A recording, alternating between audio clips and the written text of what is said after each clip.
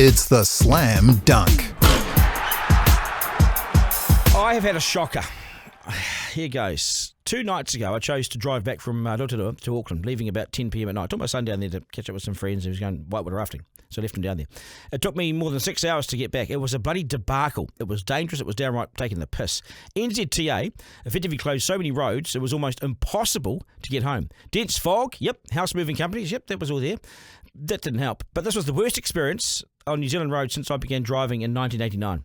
Twice I was turned around and head back to Hamilton, through no fault of my own.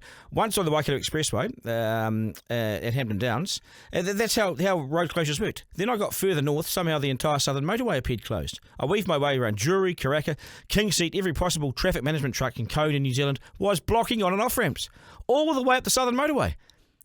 And when I finally collapsed in the door at 4:11 a.m, I was fried, shaking, delirious. It dragged on so much, I started singing and shouting to myself in the car to stay awake.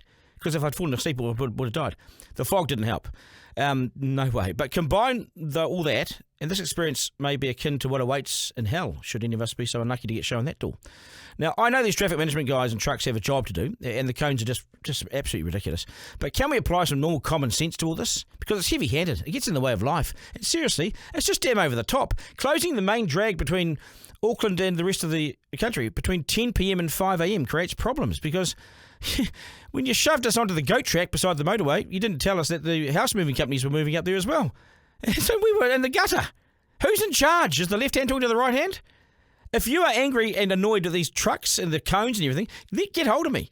We need to make some noise about this. To be set off the motorway was one thing, but then to be stopped by the house moving companies as they shifted what seemed like the entire housing portfolio of Prime Minister Chris Luxon, it sent me nuts. Honestly, the houses just kept coming. It was like Luxon's portfolio. I was just nuts. The other guy was yelling at them at 4 a.m. I couldn't quite believe my luck when we were stopped on the road that was meant to get us there. Well, yeah, this is the road that'll get you there. Suddenly there's a house on it. We're sending people bananas. To me, the whole industry appears out of control, heavy-handed, and it slows us down to the point where we're getting nowhere at all. Is it really necessary to close everything down? To put paint on the road. Here's the bad bit, folks. Sorry to do this, but here's the bad bit.